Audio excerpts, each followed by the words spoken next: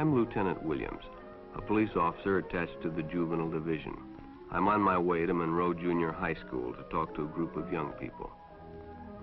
That looks innocent enough, doesn't it? Lots of young people hitchhike.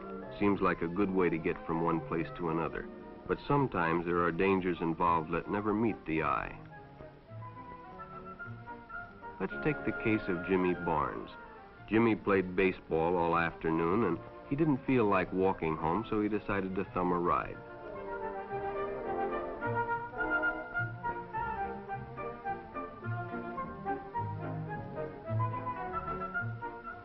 He'd done it 100 times before, and he didn't think anything was unusual when the driver struck up a friendly conversation. In fact, he seemed like a real nice guy. He asked Jimmy if he played baseball in the park often. Jimmy told him they practiced 3 times a week and played a rival group on Friday afternoon. The stranger was a good listener, too, and it only seemed minutes before they pulled up in front of Jimmy's house.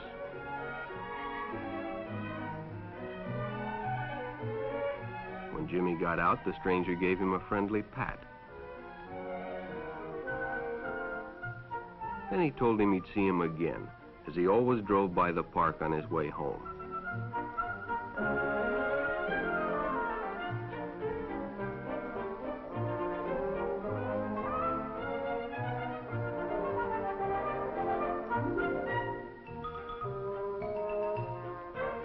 Sure enough, the following day, when Jimmy finished playing ball, well, the man was there waiting.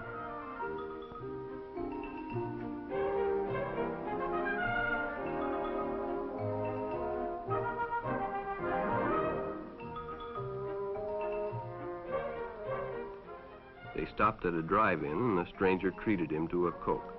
During their conversation, he told several off-color jokes, but Jimmy had heard others before, and, well, it made him feel big to so easily win the confidence of an older person.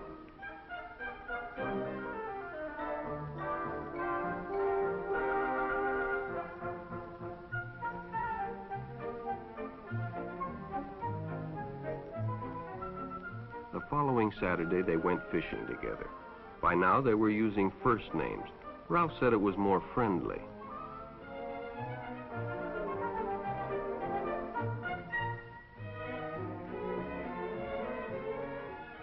Jimmy hadn't enjoyed himself so much in a long time. Then during lunch, Ralph showed him some pornographic pictures. Jimmy knew he shouldn't be interested, but, well, he was curious.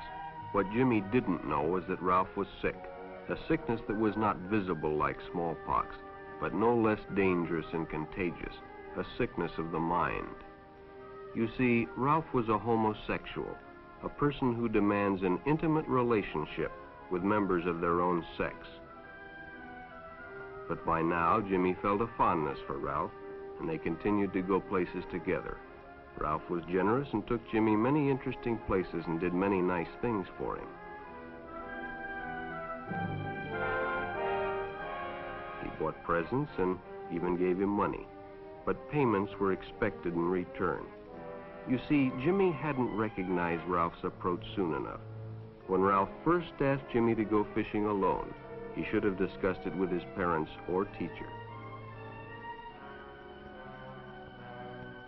Finally, Jimmy told his parents, and they reported it to the juvenile authorities. Ralph was arrested, and Jimmy was released on probation in the custody of his parents.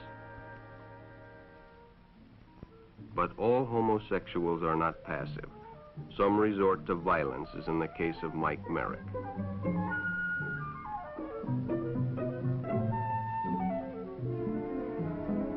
In the heat of competition, no one noticed the man who sat and watched.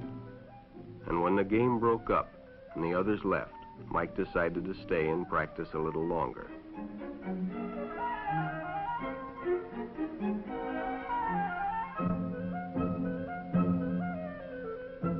The stranger joined him. He was friendly and, well, it was better than playing alone. But after a few shots, Mike realized he had already overstayed his time and suggested he better leave. The stranger told him if he'd like to stay longer, he'd be glad to drive him home when they finished. Sounded great to Mike. Chance to play longer and get a ride home, too.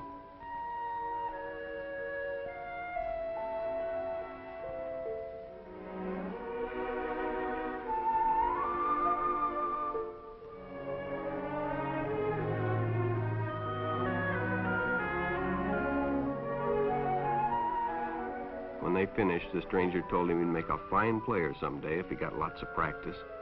The companionship, the praise, the friendly attitude dispelled any misgivings Mike might have had about going with a stranger. He probably never realized until too late that he was riding in the shadow of death.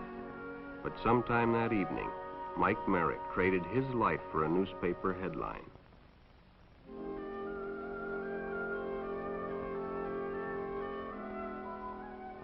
As Denny and Jerry got the papers ready for Jerry's afternoon delivery, they only casually noticed the two boys that raced by in the afternoon traffic, and they didn't pay much attention to the car that drew up shortly afterwards until the man called them over.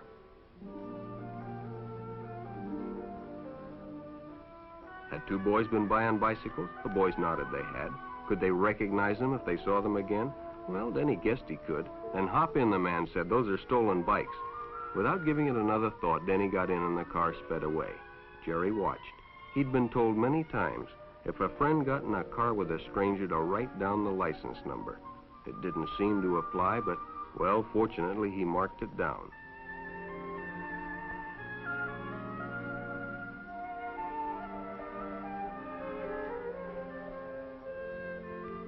When he delivered a paper to Denny's house, he asked his mother if they'd caught the boys that had stolen the bicycles.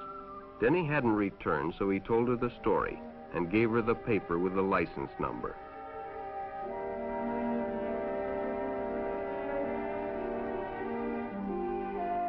Being a careful parent, she decided to call the police. Jerry supplied the necessary information, and the stranger's car was quickly spotted. It was a good example of how important it is to always get the license number and description of any stranger who takes a young person off alone, no matter what they tell you.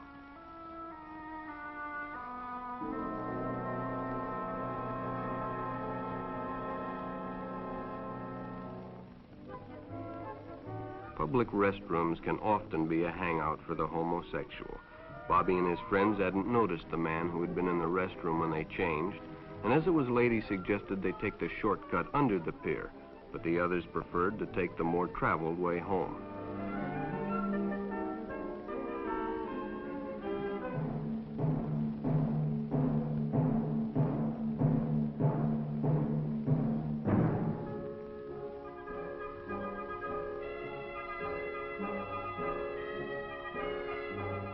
When Bobby recognized the stranger as the man in the restroom, the shortcut under the pier didn't seem like a good idea at all.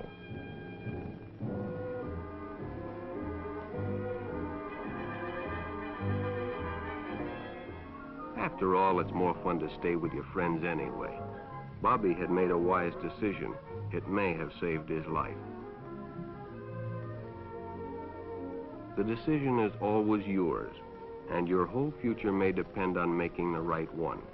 So no matter where you meet a stranger, be careful if they are too friendly, if they try to win your confidence too quickly, and if they become overly personal. One never knows when the homosexual is about. He may appear normal, and it may be too late when you discover he is mentally ill. So keep with your group, and don't go off alone with strangers unless you have the permission of your parent or teacher.